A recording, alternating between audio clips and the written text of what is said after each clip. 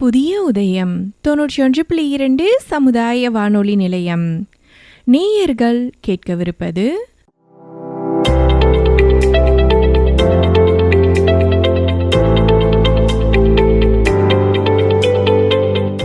மூத்தோருக்கு முதல் வணக்கம்.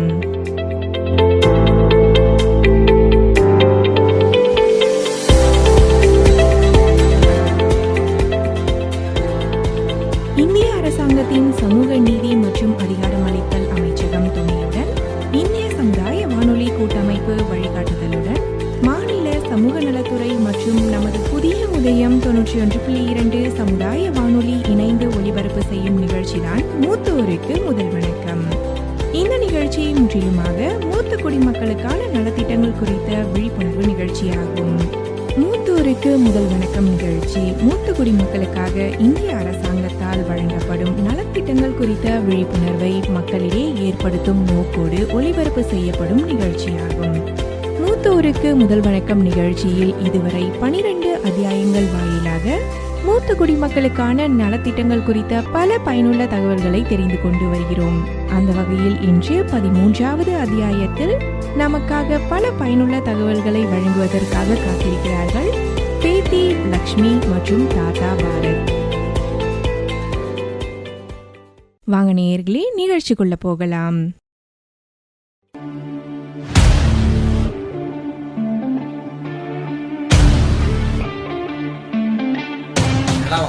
நேற்று படத்துக்கு வரேன்னு சொல்லிட்டு வரவே இல்லை.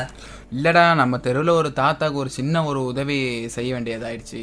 என்ன மச்சான், நீ வேற ஏமாத்திட்ட. ரொம்ப நேரமா நீ வருவான்னு நான் பார்த்துக்கிட்டே இருந்தேன். நீ வந்திருந்தா ஒரு டீக்காக ஏற்பாடு பண்ணியிருப்பேன்னு பார்த்தேன். டீயும் இல்லாமல் போயிட்டு போ. ஒன்றும் இல்லை மச்சான், தெருவில் ஒரு தாத்தாக்கு வந்து உடம்பு சரியில்லாமல் போயிடுச்சு. எந்த தாத்தாடா? அதான் நம்ம எய்த்த வீட்டில் உட்காந்துருப்பாருல, இருமல் தாத்தா. ஓ, அப்போ அந்த இருமல் தாத்தாக்கு உடம்பு சரியில்லையா? என்னாச்சு? அதான் மழை காலம் வேற, அதனால அவருக்கு வந்து உடம்பு சரியில்லாமல் போயிட்டேன். அப்புறம் நானும் எய்த்த வீட்டாங்களும் அழைச்சிட்டு போய் ஆஸ்பத்திரியில் ஒரு ஊசியை போட்டேன். அப்புறம் இப்போ தான் அழைச்சிட்டு வந்தேன். சரி, இதுக்கப்புறம் மணி ஆயிடுச்சு. மணி வேற பார்த்தேன், மணி ஆயிட்டு. சரி, போனால் கதைக்கு ஆகாதுன்னு தான் சரிட்டு அப்படியே இருந்துட்டேன். சூப்பர் மச்சான், நல்ல உதவி தான் செஞ்சுருக்க. இந்த மாரி நேரத்துலலாம் நாம் செய்யணும்னு கூட அவசியம் இல்லை மச்சான். இதுக்கெல்லாம் வந்து கவர்மெண்ட்லேயே ஒரு நம்பர் வச்சுருக்காங்க மச்சான். அந்த நம்பருக்கு ஃபோன் அடித்தாவே போதும். உடனே வந்து அந்த தாத்தாவுக்கோ பாட்டிக்கோ என்ன பிரச்சனையாக இருந்தாலும் அவங்க வந்து வேண்டிய உதவிகளை செய்வாங்க, தெரியுமா? என்ன மாப்பிள்ள, நீங்கள் சொல்கிறதே எனக்கு புரியலையே. ஆமாம், ஒரு ஸ்கீம் இருக்குது, எல்டர் லைன்னு சொல்லிட்டு ஒரு நம்பர் இருக்குது. அந்த நம்பருக்கு அடித்தாவே போதும். யார் எங்கேருந்து பேசுகிறீங்க, எந்த இடத்துலேருந்து பேசுகிறீங்கம்பாங்க. என்ன செய்தின்னு கேட்பாங்க. செய்தியை சொன்னோம்னா உடனே இன்னொரு நம்பரை கொடுத்து இங்கே தகவலை கொடுங்கம்பாங்க. அவங்களுக்கு வேண்டிய உதவி என்னவோ எல்லா உதவியும் செய்வாங்க. உடம்பு சரியில்லையா, இல்லை தங்கறதுக்கு இடம் இல்லையா, எதாக இருந்தாலும் வேண்டிய உதவிகளை வந்து செஞ்சு கொடுப்பாங்க. என்ன நம்பர் அது, சொல்லுங்க. நம்பர் வந்து 14567. இருமாப்பிள்ள, நானும் செல்லில் நோட் பண்ணி வச்சுக்கிறேன். நம்ம எத்தனையோ நம்பர் வச்சுருப்போம். என்ன, நம்ம எவ்வளோ நம்பர் வச்சுருப்போம். இந்த நம்பரை நோட் பண்ணி அவசியம் எல்லாருமே வச்சுருவோம் நம்ம மொபைலில். இருமாப்பிள்ள, உடனே நான் குரூப்பில் போடுறேன் அந்த நம்பரை.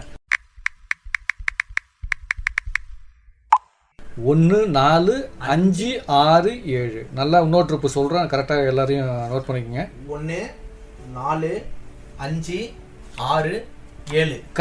கரெக்ட். இந்த நம்பரை வந்து சேவ் பண்ணிக்கங்க, எல்டர் லைன்னு போட்டுங்க. நம்ம நண்பர்கள் எல்லாத்தையும் சொல்லுங்கள். எங்கே இருந்தாலும் சரி, எந்த இடத்துல இருந்தாலும் சரி, யாருக்கு இருந்தாலும் சரி, ஒரு ஹெல்ப்னா இந்த நம்பருக்கு அடித்து உடனே சொன்னோம்னா அந்த வயசானவங்களுக்கு, அந்த மூத்தவங்களுக்கு வந்து உதவி செய்வாங்க. சரி மாப்பிள்ள, அடுத்த வாரம் எந்த படத்துக்கு போகிறது? அடுத்த வாரத்துக்கா? இந்த வாரம் தான் ஏமாத்திட்டேன், அடுத்த வாரம் வச்சு போகலாமே. சரி மச்சான், போயிட்டு வரோம் மச்சான்.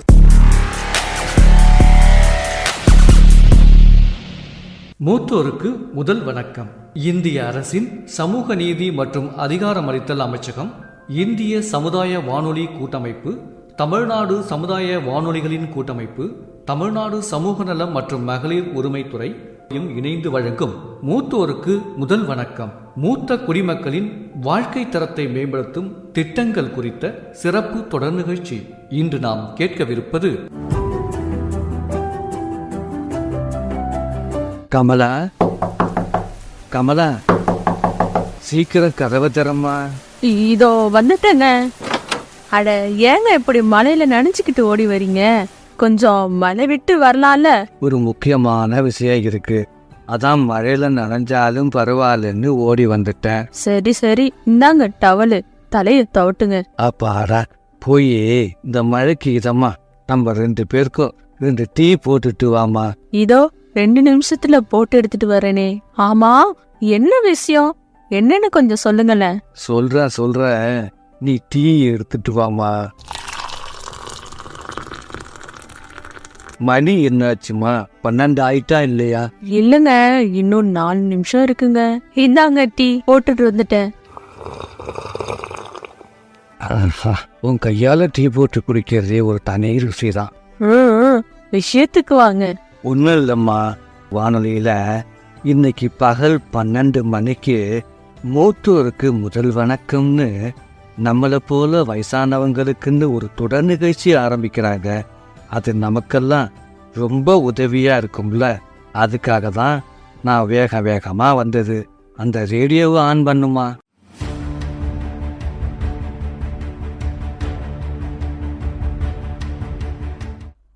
நேயர்கள் அனைவருக்கும் அன்பு பணிந்த வணக்கம்.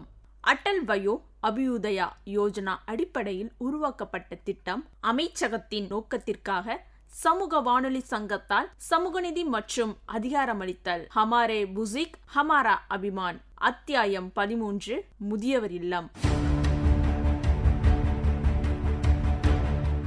தாத்தா, எங்க இருக்கீங்க நீங்க? இருமா நான் தான் வந்துட்டேன். தாத்தா, வெளியில வந்து பாருங்களேன், இந்த குளிர்காற்று எப்படி வீசுதுன்னு. இந்த குளிர்காலத்துல எல்லாருமே கவனக்குறைவால இருப்பதனால மக்கள் பல பேரு நோய்வாய்ப்பட்டு இருக்காங்க தாத்தா. நீ சொல்றது உண்மைதாங்கன்னு. இந்த குளிர்காலத்தில் எல்லாருக்குமே இந்த மாதிரி வயசான ஆளுங்களுக்கு ஏதாவது ஒரு கஷ்டம் வந்துட்டு தான் இருக்கும். ஐயோ தாத்தா, நம்ம பெரியவங்க தான் நமக்கான ஆசீர்வாதம். நம்ம எப்படி அவங்கள கவனிக்காம இருக்க முடியும் சொல்லுங்க? ஆமாம்மா, நாம இதை பற்றி ஒரு ஷோ பண்ணால் நல்லா இருக்கும்னு நினைக்கிறேன். முதல்ல ரேடியோ ஸ்டேஷன் போயிட்டு அங்கேருந்து நம்ம அந்த ப்ரோக்ராம் ஆரம்பிக்கலாம், சரியா? அடடா, நான் சுத்தமா மறந்தே போயிட்டேன் தாத்தா. இதோ இருங்க, 2 நிமிஷத்துல நான் கிளம்பி வந்துடுறேன். ஆஹா, மறந்துட்டியா? நீ மறந்துட்டீன்னா நம்ம நேயர்களுக்கு என்ன ஆகும்? அவங்க நமக்காக காத்துக்கிட்டு இருப்பாங்க இல்லையா? தாத்தா, இதோ வந்துட்டேன். நம்ம இப்போ ஸ்டுடியோக்கு போலாமா? வாவ், அதுக்குள்ளே வந்துட்டியா? ஆமா தாத்தா, ஏன்னா உங்க அன்பான நேயர்கள் காத்திருப்பாங்க. அது மட்டும் இல்லாம நாமளும் பெரியவங்களை காக்க வைக்கிறது அவ்வளோலாம் நல்லது இல்லையில. சரி வாங்க, நம்ம நேயர்கள்ட்ட பேசலாம். வணக்கம் நேயர்களே, நான் உங்க தாத்தா பரத் பேசுறேன். நான் தான் உங்க அன்பான பேத்தி லட்சுமி பேசுறேன். எங்க தாத்தாவோட துணையே நான் தான். நாங்க 2 பேரும் சேர்ந்து உங்களை இந்த அமாரா புசார் அமாரா அபிமான் நிகழ்ச்சிக்கு வரவேற்கிறோம். வணக்கம் நேயர்களே. நண்பர்களே, இந்த திட்டம் நமது மூத்தவரை கௌரவிப்பதற்காக அர்ப்பணிக்கப்பட்டிருக்கிறது. குடிமக்கள் சிறப்பு நலன் பற்றிய தகவல்களை இங்கே பகிர்ந்து கொள்கிறோம். முதியோருக்கான திட்டங்கள் மற்றும் அவர்களால் எப்படி முடியும் என்பதை விரிவாக விவாதிக்கவும் அவர்களுக்கு என்ன நன்மை கிடைக்கும் அப்படிங்கிறதையும் டிஸ்கஸ் பண்ணுறதுக்காக இந்த ப்ரோக்ராம். ஆமா நேயர்களே, இந்த சிறப்பு நிகழ்ச்சி ஹமாரே புஷீர் ஹமாரா அபிமான் சமூக அமைச்சகத்தால உங்கள்கிட்ட கொண்டு வரப்பட்டிருக்கு. இது நீதி மற்றும் அதிகாரமளித்தல் இந்திய அரசு மற்றும் சமூக வானொலி நிலையங்கள்லாம் இணைந்து நடத்துகிறாங்க. நீ சொல்கிறது உண்மையாலுமே கரெக்டு. அது மட்டும் இல்லை நண்பர்களே, சமூக நீதி மற்றும் அதிகாரம் அமைத்தல் அமைச்சகம் உறுதி பூண்டுள்ளது. நபர்களுக்கான புதிய கொள்கைகள் திட்டங்களை தொடர்ந்து உருவாக்குது இந்த அமைச்சகம். ஊனமுற்றோர், பிற்படுத்தப்பட்ட மற்றும் மிகவும் பிற்படுத்தப்பட்ட வகுப்பினர், மூத்த குடிமக்கள், அதுக்கப்புறம் சமூகத்தை மேம்படுத்துவதற்காக பிற சிறப்பு குழுக்களை, நீதி மற்றும் நல்வாழ்வு முதலிய எல்லாவற்றையும் இந்த அமைச்சகம் பார்த்துக்குது. அது மட்டும் இல்லை, நேற்று ஒரு பெரியவரை பார்த்தேன். அவர் உன்னை பற்றி புகழ்ந்து பேசினார். என்ன தாத்தா சொல்றீங்க? என்ன புகழ்ந்தாங்களா? உண்மையிலேவா? எதுக்கு தாத்தா? அவர் சொன்னார், உங்களுக்கு இந்த மாதிரி ஒரு பேத்தி கிடைக்கிறத பார்த்து எனக்கு பொறாமையாக இருக்குது. அவர் இன்னொன்னு சொன்னார், உன்னுடைய நிகழ்ச்சியை தொடர்ந்து பார்க்குறாராம். உன்னுடைய வாய்ஸும் உன்னுடைய குரலும் உன்னுடைய செய்திகளும் அவருக்கு ரொம்ப பிடிச்சிருக்கான். சரி தாத்தா, நிறுத்துங்க. போதும் போதும் என்ன புகழ்ந்தது. அவரு உங்ககிட்ட ஒரு கேள்வியும் கேட்க சொன்னாருமா. அவருக்கு வயசானதுனால நடக்கிறதுல கொஞ்சம் கஷ்டமா இருக்கான். அவருக்கு இந்த வாக்கர்னு சொல்றாங்க இல்லையா, அது வேணுமா? அதுக்கு நம்ம கவர்மெண்ட்ல ஏதாவது திட்டம் இருக்கான்னு கேட்க சொன்னாரு. ஆமா தாத்தா, கண்டிப்பா இருக்கு.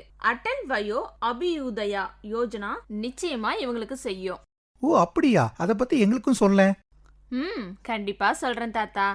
இந்த திட்டம் அடல் வயோ அபியுதயா. இந்த திட்டம் அரசாங்கத்தால இயங்குகிறது. இந்த திட்டத்தோட அத்தியாவசிய உதவி பாத்தீங்கன்னா, நடக்க முடியாதவங்களுக்கு நடைபழகும் அந்த உபகரணத்தையும், காது கேளாமை உள்ளவர்களுக்கு காது கேட்கும் கருவியும், பார்வை குறைபா உள்ளவங்களுக்கு கண்ணாடி மற்றும் பல வசதிகளை செஞ்சுட்டு வராங்க. Wow, super. அது எங்களுக்கு உண்மையாலுமே உபயோகமா இருக்குமா?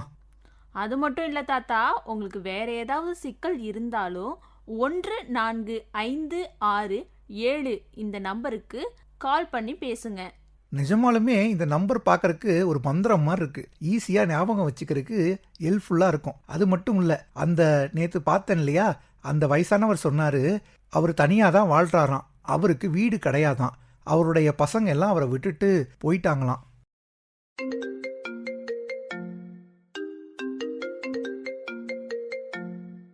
ஹலோ, யார் பேசுறீங்க? பாரத், எப்படி இருக்கீங்க? நான் சுகியா பேசுறேன். ஓ, சுகியா, எப்படி இருக்கீங்க? உங்க குரலை கேட்கறதுக்கு எவ்வளவு சந்தோஷமா இருக்கு தெரியுமா? உங்களை பார்த்து தான் ரொம்ப நாள் ஆச்சு. ஆமாம் பாரத், என்னன்னு சொல்றது, என் பிள்ளைங்க எல்லாம் சின்ன பசங்களா இருந்துட்டு இருந்தாங்க. எப்படிதான் வளர்ந்தாங்கன்னு தெரியல, திடீர்னு பெரிய மனுஷங்களா மாறிட்டாங்க. வேற ஏன் உங்க குரல் ஒரு மாதிரி இருக்கு? சுகியா, நல்லா இருக்கீங்களா? ஏதாவது பிரச்சனையா? இப்பெல்லாம் என் பிள்ளைங்களுக்கு ஏதாவது பண்டிகை வந்தாதான் என்ன நினைக்கிறாங்களே. இன்னும் சொல்லணும்னா, நான் வீட்டுல தனியா தான் இருக்கேன் பாரத். என் வீட்டை சுத்தி சுத்தி தான் நான் நடந்துட்டு இருக்கேன். ஆனா உங்க குழந்தைங்க ரொம்ப புத்திசாலிங்களாச்சே, அப்படிதானே? ஆமாம் பாரத், அவங்க ரொம்பவே புத்திசாலிங்க தான். நான் இப்ப எப்படி இருக்குன்னு கூட அவங்களுக்கு தெரியாது. பெத்த தாய தனியா விட்டுட்டு போயிட்டாங்கல்ல. என்ன ஒரு வாட்டி கூட அவங்க பாத்துக்கவே இல்லைல்ல. சாச்சா, அப்படிலாம் சொல்லாதீங்க. நாங்கெல்லாம் உங்களுக்காக இருக்கோம். ஆனா நீங்க ரொம்ப அதிர்ஷ்டசாலி தான் பாரத். உங்க பேத்தி எத்தனை நல்ல விஷயத்த மற்றவங்களுக்காக எடுத்து சொல்றாங்க, உங்களை எப்படி பாத்துக்கிறாங்க. நான் தான் இந்த நோயோட. சரி விடுங்க, அதெல்லாம் ஏன் இப்ப பேசிக்கிட்டு. எனக்கு இப்ப ரொம்ப சந்தோஷமா இருக்கு. அதுக்கு காரணமே உங்க பேத்தி தான். சொல்லுங்க சுகியா, நான் என்ன சொல்லணும்? உங்களுக்காக லக்ஷ்மி ஒரு தீர்வு சொல்லுவாங்க. பாட்டி, எப்படி இருக்கீங்க? என்ன ஆச்சு? உங்க பிரச்சனையை கொஞ்சம் சொல்லுங்க. நல்லா இருக்க லட்சுமி. ஏதோ நீங்க மூத்தவங்களுக்கான திட்டங்கள் நிறைய இருக்குன்னு சொல்லியிருக்கீங்க, அதை பத்தி நிறைய பேசியிருக்கீங்க, அது எல்லாத்தையும் கேட்டிருக்கம்மா. ஆனா இந்த வயசானவங்க தங்குறதுக்கு ஏதோ வீடு மாதிரி ஏதோ இருக்குன்னு சொன்னீங்கல்ல, அதை பத்தி கொஞ்சம் சொல்லுங்களேன். ஆமாம்மா, அவருக்கு சொல்லுமா. என்கிட்ட கூட நிறைய பேர் இந்த கேள்வியை கேட்டிருக்காங்க. அது என்னென்னு சொல்லுங்க.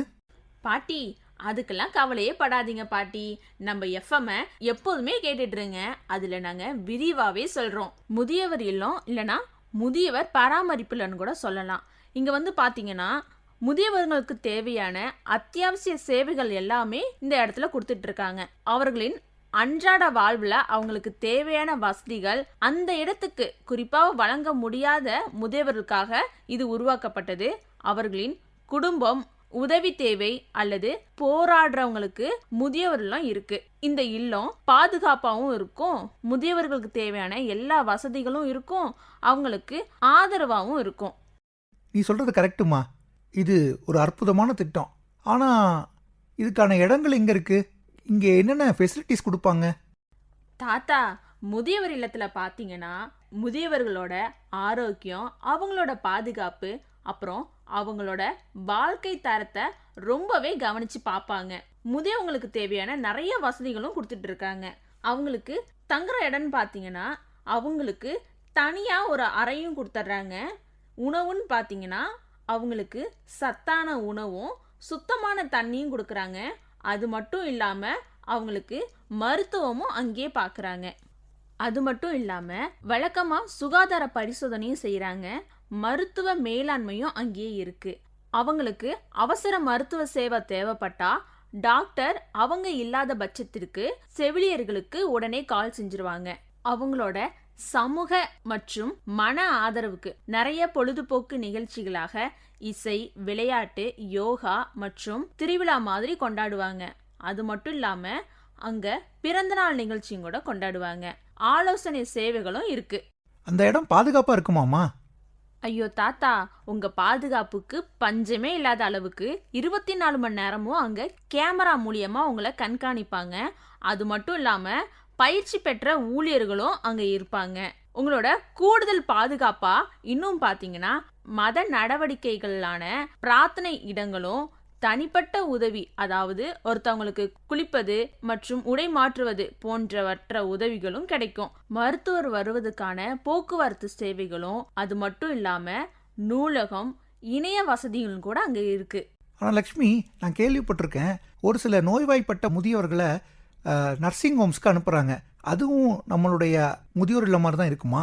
தாத்தா, முதியோர் இல்லம் நிறைய வகையில் இருக்கு. அதுல நீங்க சொல்றீங்களே, இதுவும் ஒண்ணு. ஓ, இதில் நிறைய வகைகள் இருக்கா? எங்க எங்களுக்கு எல்லாத்துக்கும் சொல்லு பார்ப்போம். கண்டிப்பா சொல்றேன் தாத்தா, இத பத்தி நல்லா விரிவாவே சொல்றேன். குடியிருப்பு வீடுகள் மாதிரி உள்ள முதியவர் இல்லம் பொதுவா வாழ்க்கை வசதி, நம்மளுக்கு தேவையான தங்குற இடம், சாப்பாடு போன்ற அடிப்படை தேவைகள், பராமரிப்புகளை கொடுப்பாங்க.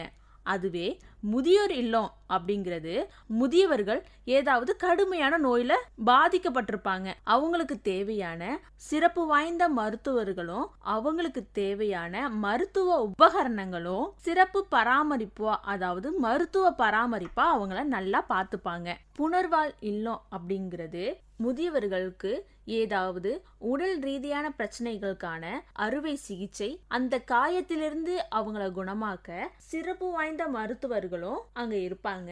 அது மட்டும் இல்லாம பராமரிப்பு, பிசியோதெரபிக்கும் அங்கே வசதிகள் இருக்கும். சரி, ஒரு சில முதியவர்களுக்கு மனப்பிரச்சனை இருக்குமே, அவங்களுக்கு என்ன பண்ணுவீங்க? கண்டிப்பா தாத்தா, அந்த மாதிரி சந்தர்ப்பங்கள்லையும் முதியவர்களை இந்த வீட்டில் சிறப்பாகவே பார்த்துப்பாங்க.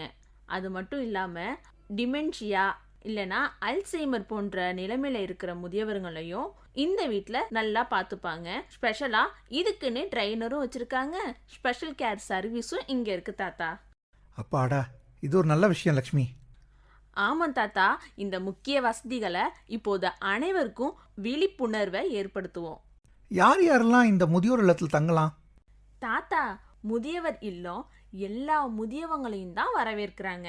அது மட்டும் இல்லாமல் தனிப்பட்ட முறையில், அதாவது குடும்பம், சமூகம், சுகாதார காரணங்களால தங்க முடியாதவங்க கூட இந்த முதியோர் இல்லத்தில் சேர்ந்துக்கலாம். அது மட்டும் இல்லாமல் தாத்தா, நம்ம சுகியா பாட்டி இருக்காங்கல்ல, அவங்க பையன் எப்படி வெளியூரில் இருக்கிறதுனால சுகியா பாட்டியை வந்து பார்க்க முடியாத நிலைமையில இருக்காங்கல்ல, அது மாதிரியும் கூட இருக்கலாம். சில முதியோர்களோட பிள்ளைகள்லாம் வெளிநாட்டில் தங்கியிருப்பாங்க, ஆனால் இங்கே வந்து அவங்க அப்பா அம்மா தனியாக இருப்பாங்க. அவங்களும் கூட இந்த முதியோர் இல்லத்தில் வந்து சேர்ந்துக்கலாம். போதிய வருமானம் இல்லாதவங்க கூட இந்த முதியோர் இல்லத்தில் இருந்துக்கலாம். அரசாங்கமே இந்த மாதிரியான முதியோர் இல்லத்துக்கு நிதி உதவி கொடுக்குறாங்க. அப்புறம் தாத்தா, குடும்பம் இல்லாத பெரியவங்களாம் இருப்பாங்கல்ல, அவங்க விதவையானவங்க, கல்யாணமே பண்ணிக்காத பெரியவங்க இருப்பாங்கல்ல, அப்புறம் உறவினர்களால் கைவிடப்பட்டவங்களும் இருப்பாங்க, அப்புறம் கடுமையான நோயால் பாதிக்கப்பட்டவங்களும் இருப்பாங்க. அவங்க எல்லாருமே இந்த முதியோர் இல்லத்தில் சேர்ந்துக்கலாம் தாத்தா.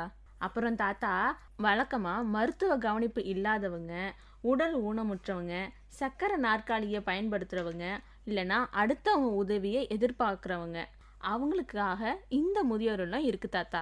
டிமென்ஷியா இல்லைனா டிமென்ஷியா போல மனநல பிரச்சனைகளோட போராடுறவங்களும், இல்லைனா அல்சைமர் இல்லைனா தன்னை தனிமைப்படுத்தணும் விரும்புகிறவங்க பெரும்பாலும் இந்த முதியோர் இல்லத்தை தேர்ந்தெடுப்பாங்க தாத்தா. சில மூத்தவர்கள் வந்து பார்த்தீங்கன்னா அவங்கள பாதுகாப்பாகவும் அவங்களோட வசதிக்காகவும் இந்த முதியோர் இல்லத்தை தேர்ந்தெடுப்பாங்க. ஓ, கண்டிப்பாக. எங்களுக்கும் ஒரு சில டாக்குமெண்ட்ஸ் கையில் இருக்குது, அதை வந்து நாங்கள் உங்கள்கிட்ட கொடுத்து சேர்ந்துக்கிறோம். அதை பற்றி எங்களுக்கு என்னென்னு சொல்ல முடியுமா? கண்டிப்பாக சொல்கிறேன் தாத்தா. அது மட்டும் இல்லாமல் அங்கே கொடுக்குற ஆவணங்களும் ரொம்பவே எளிமையாக தான் தாத்தா இருக்கும். அடையாள சான்றிதழ், அதாவது Aadhaar card, PAN card, voter ID, passport இருந்தால் பாஸ்போர்ட் கொடுக்கலாம். அப்படி இல்லைன்னா டிரைவிங் லைசன்ஸ் அது வச்சுருந்தாலும் கொடுக்கலாம். அடுத்தது வயது சான்றிதழ், உங்களோட பிறப்பு சான்றிதழ், இல்லைன்னா பென்ஷன் ஏதாவது வாங்குற மாதிரி இருந்தால் பென்ஷன் கார்டு, அப்புறம் ரேஷன் கார்டு, இது கொடுத்தா போதும். இது வந்து எதுக்குன்னா உங்கள் வயசை உறுதி செய்யறதுக்காக. அடுத்தது மருத்துவ சான்றிதழ், இது எதுக்குன்னு பார்த்தீங்கன்னா இப்போ உங்களுக்கு ஏதாவது ஹெல்த் ப்ராப்ளம் இருக்குதான்னு பார்ப்பாங்க. அப்புறம் கடுமையான நோய், ஒவ்வாமை, மனநல அறிக்கை கேட்பாங்க. அடுத்தது முகவரி சான்றிதழ், மின்சார அட்டை இல்லைன்னா மொபைல் பில்லு, அப்படியும் இல்லைன்னா பாஸ்போர்ட் புக்கு, இது வந்து உங்கள் அட்ரஸ் இங்கே தான் இருக்குது அப்படின்னு ப்ரூஃப் பண்ணுறதுக்காக. நிதி ஆவணங்கள், உங்களோட பென்ஷன் கார்டு விவரங்கள் இல்லைன்னா உங்களோட வருமான சான்றிதழ். அடுத்தது குடும்ப விவரங்கள், குடும்ப உறுப்பினர்கள் இல்லைன்னா அவங்களோட பட்டியல். இது எதுக்குன்னா உங்களை தொடர்பு கொள்வதற்கு. பாதுகாவலர் இல்லைன்னா பராமரிப்பாளர் இருந்தா அவங்க பெயர், அப்புறம் அவங்கள எப்படி தொடர்பு செய்யலாம் அப்படிங்கிறதுக்கான விவரங்கள் கொடுத்தா போதும். அப்புறம் ஒப்புதல் கடிதம். இது எதுக்குன்னு பார்த்தீங்கன்னா, நீங்க முதியோர் இல்லத்துல தங்குறதுக்கு ஒரு ஒப்பந்தத்தை உறுதி செய்யணும். அவ்வளவுதான் தாத்தா. இப்போ உங்களுக்கு புரியுதா? ஓ கடவுளே, நீ ஒரு சில இடங்கள்ல பிரகாசமா தெரியுற, ஆனா ஒரு சில இடங்கள்ல எங்களுக்கு கொஞ்சம் வித்தியாசமா தெரியுற. அது மட்டும் இல்லை தாத்தா, உங்களுக்கு ஒன்று தெரியுமா? 2024 2025 யூனியன் பட்ஜெட்ல கோடிக்கணக்கான செலவுகளை அரசாங்கம் ஒதுக்கியிருக்காங்க. அது எதுக்குன்னா, முதியோர் பராமரிப்பு சேவையை மறைமுகமா ஆதரிக்கிறதுக்கு. வாவ், உண்மையாலுமே இந்த அரசாங்கம் எங்க மேல கவனமா இருக்கு. நாங்க என்ன செய்யணும்னா எக்ஸ்ட்ராவா ஒரு சில வேலைகள் செய்ய வேண்டியிருக்கு. தாத்தா, இன்னைக்கு இவ்வளோதான் உங்களுக்கு. ஓகே நண்பர்களே, இதுதான் இன்றைய தின special ப்ரோக்ராமான Amara புசார்க் Amara Abhiman episode 13. இந்த எபிசோடில் நீங்கள் அட்டல் வயோ அபியுதா யோஜனா அப்படிங்கிறத பற்றியும், ஒரு வயதான முதியோருக்கான என்னென்ன சட்டங்கள் தேவைப்படுதுங்கிறத பற்றியும் நீங்கள் கவனிச்சிங்க. இதை உங்களுக்கு வழங்கியிருக்கவங்க சமூக நீதி மற்றும் அதிகாரமளித்தல் துறை, இந்திய அரசாங்கம். ஆமா நேயர்களே, அட்டல் வயோ அபியுதயா யோஜனா என்பது வெறும் திட்டம் இல்லை. ஆனா என்னோட தாத்தா போல முதியவர்கள் நிறைய பேர் இருக்காங்க. அவங்களுக்கு உதவுற வகையில எந்த ஒரு வயதான நபர்களுக்கும் உதவி இல்லைன்னா தகவல் தேவைப்பட்டால் 1456 என்ற எண்ணுக்கு தொடர்பு கொள்ளவும். நமது பெரியவர்கள் நமது பெருமை என்போம். ஹமாரே புசிக் ஹமாரே அபிமான். நமது மூத்தவங்க நமது ஞானம் மற்றும் அனுபவத்தின் பொக்கிஷம். நம்ம யார் என்பதை அவங்க கண்டுபிடிப்பாங்க. மூத்தவர்கள் அனைவரும் நமது அடையாளம், நமது கண்ணியம். சரி, நாம எல்லாம் சேர்ந்து சொல்லுவோமா? நமது இந்தியா சிறந்த இந்தியா, அமரா புசார்க் அமார் அபிமான். சரி நேயர்களே, நாங்களும் கிளம்ப வேண்டிய நேரம் வந்தாச்சு. மீண்டும் சந்திப்போம் அடுத்த எபிசோட்ல. அதுவரை நீங்க சிரிச்சு சந்தோஷமா இருங்க. மேலும் உங்களை நீங்க கவனிச்சு கொள்ளுங்க. விடைபெறுகிறோம் நேயர்களே. நன்றி. முதியவர் இல்லத்திலிருந்து ஒரு தாய் தன் மகனுக்கு எழுதிய கண்ணீர் கவிதை. உன்னை சுமந்த 10 மாதத்தில் ஒரு கணம் கூட பாரமாய் எனக்கு இருந்ததில்லை. ஒரு கணம் கூட நீ எனக்கு பாரமாய் இருந்ததில்லை. ஆனால் இப்பொழுது ஒவ்வொரு கணமும் பாரமாய் இருக்கிறேன் நான் உனக்கு. இப்பொழுது ஒவ்வொரு கணமும் பாரமாய் இருக்கிறேன் நான் உனக்கு. என் கண்களை வாசலிலே எதிர்பார்த்து கொண்டிருக்கிறேன். ஏனென்றால் ஒரு நாள் என்னை திரும்ப அழைத்துச் செல்வாய் என்று. ஏனென்றால் ஒரு நாள் என்னை நீ திரும்ப அழைத்துச் செல்வாய் என்று. எனினும் மாறாதே என் செல்ல மகனே, உனக்கும் ஒரு நாள் முதுமை காத்திருக்கு என்று. உனக்கும் ஒரு நாள் முதுமை காத்திருக்கின்று. முதுமை அமைதியாய் வடிவமைத்த சிற்பமாய் முதியவர் இல்லம். நீ என்னை கை விட்டதனால் நான் உள்ளேன் இந்த முதியவர் இல்லத்தில். நீ என்னை கை விட்டதனால் நான் உள்ளேன் இந்த முதியவர் இல்லத்தில். உன்னை நான் கை விட்டிருந்தால் நீ இருந்திருப்பாய் அனாதை இல்லத்தில். நான் உன்னை கை விட்டிருந்தால் நீ இருந்திருப்பாய் அனாதை இல்லத்தில். உயிர் பெற்றவர்கள் சுதந்திரமாய் வெளியில். உயிர் பெற்றவர்கள் சுதந்திரமாய் வெளியில். உயிர் கொடுத்தவர்கள் வலியோடு சிறையில். உயிர் கொடுத்தவர்கள் பலியோடு சிறையில். யார் கண்களுக்கும் தெரியாத பல ஆயிர உயிரினுள் கடவுளின் இருப்பிடம் இந்த முதியவர் இல்லம். யார் கண்ணிலும் தெரியாத பல ஆயிர உயிருள்ள கடவுளின் இருப்பிடம் இந்த முதியவர் இல்லம். ஈரெடுத்த அன்னைக்கு முதுமையில் அன்னம் இடுப்பது 1000 ஆலயத்தில் உள்ள இறைவனுக்கு பூசை செய்வதை விட மேலானது. முதியவர் இல்லத்தில் நான் இங்கு மகிழ்ச்சியாக உள்ளேன்.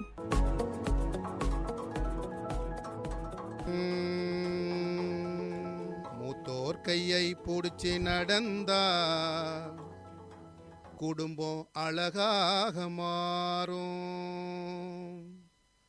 அவர் ஆசைப்பட்டு கொஞ்சும் போது குடும்பம் அழகாக மாறும்.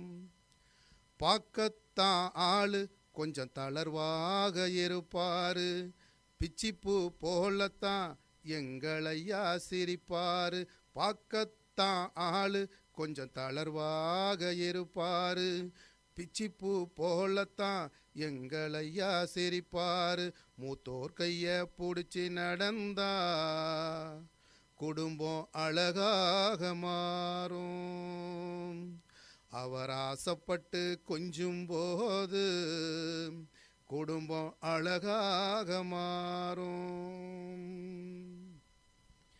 சமுதாய வளம் பெறவே மூத்தோர் சொல்லை கேட்போமே. சமுதாய வளம் பெறவே மூத்தோர் சொல்லை கேட்போமே. மூத்தோர்கள் என்றைக்குமே அனுபவத்தின் ஆசானே. மூத்தோர்கள் என்றைக்குமே அனுபவத்தின் ஆசானே. அவர் வழி நாம் நடந்தால் கவலைகள் தீர்ந்திடுமோ. அவர் வழி நாம் நடந்தால் கவலைகள் தீர்ந்திடுமோ. அறக்கருத்தை போதிக்கும் ஆத்திச்சுடி மன்னவனே. அறகருத்தை போதிக்கும் ஆத்திச்சுடி மன்னவனே. மூத்தோர் கைய பிடிச்சி நடந்தா குடும்பம் அழகாக மாறும்.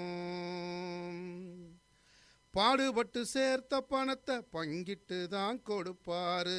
பேர பிள்ளைகளை தோளில் போட்டு சுமப்பாரு. பாடுபட்டு சேர்த்த பணத்தை பங்கிட்டு தான் கொடுப்பாரு. பேர பிள்ளைகளை தோளில் போட்டு சுமப்பாரு. தனக்கு கொடுத்த தின்பண்டத்தை மறைச்சி மறைச்சி கொடுப்பாரு. விடிய விடிய கதைகள் சொல்லி குழந்தைகளை வளர்ப்பாரு. தனக்கு கொடுத்த தின்பண்டத்தை மறைச்சி மறைச்சி கொடுப்பாரு. விடிய விடிய கதைகள் சொல்லி குழந்தைகளை வளர்ப்பாரு.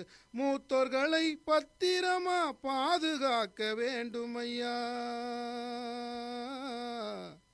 அவர்களை தனித்து விட கூடாது. அவர்களை தனித்து விட கூடாது. பாதுகாக்க வேண்டும் ஐயா. மூத்தோர் கைய பிடிச்சி நடந்தா குடும்பம் அழகாக மாறும். ரத்தம் சிந்தி உயிர் கொடுத்த மூத்தோர் வழி நாம் நடந்தால். ரத்தம் சிந்தி உயிர் கொடுத்த மூத்தோர் வழி நாம் நடந்தால் சமுதாய வளம் பெறும் எல்லளவும் மாறும் இல்ல. சமுதாய வளம் பெறும் எல்லளவும் மாறும் இல்ல. மூத்தோர்களை காத்திடவே அரசு பல திட்டங்களை. மூத்தோர்களை காத்திடவே அரசு பல திட்டங்களை கொடுத்திருக்கு கவனத்தில் கொண்டு செயல்படவும் வேண்டுமையா. உடல் நலம் பேண வேண்டி மூத்தோர்கள் பழக வேண்டும். அரசு திட்டங்களை புரிந்தி நாம செயல்பட வேண்டும். அரசு திட்டங்களை புரிந்தி நாம செயல்பட வேண்டும். மூத்தோர் வழி நாம் நடந்தால் குடும்பம் அழக மாறுமையா. மூத்தோர் வழி நாம் நடந்தால் சமுதாயம் வளம் பெறும். மூத்தோர் கைய பிடிச்சி நடந்தா குடும்பம் அழகாக மாறும். அவர் ஆசைப்பட்டு கொஞ்சும் போது குடும்பம் அழகாக மாறும். குடும்பம் அழகாக மாறும். ஆஹா, என்ன ஒரு அருமையான நிகழ்ச்சி கேட்டோம். ஆமாம் கமலா, இப்ப சொல்லு, நிகழ்ச்சி நமக்கு ரொம்ப பயனுள்ளதா இருந்துச்சுல்ல? ஆமாங்க, அருமையான நிகழ்ச்சி. நேயர்களே, இதுவரை மூத்தோருக்கு முதல் வணக்கம். இந்திய அரசின் சமூக நீதி மற்றும் அதிகாரமளித்தல் அமைச்சகம், இந்திய சமுதாய வானொலி கூட்டமைப்பு, தமிழ்நாடு சமுதாய வானொலிகளின் கூட்டமைப்பு வழங்கிய மூத்தோருக்கு முதல் வணக்கம் மூத்த குடிமக்களின் வாழ்க்கை தரத்தை மேம்படுத்தும் திட்டங்கள் குறித்த சிறப்பு தொடர் நிகழ்ச்சி கேட்டீர்கள்.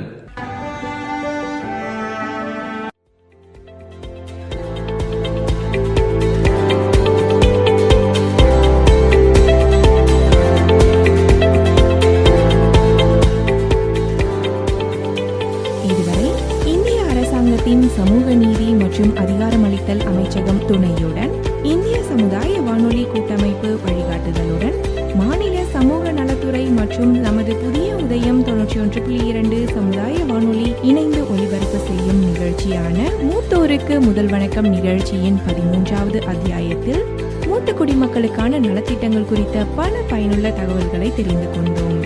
இந்த நிகழ்ச்சி உங்களுக்கு மிகவும் பயனுள்ளதாக இருக்கும்.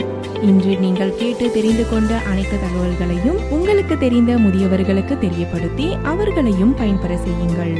இது போன்ற மூத்த குடிமக்களுக்கான பல பயனுள்ள தகவல்களை தெரிந்து கொள்ள தவறாமல் கேளுங்கள். மூத்தோருக்கு முதல் வணக்கம். மீண்டும் அடுத்த நிகழ்ச்சியில் சந்திப்போம். நன்றி நேயர்களே.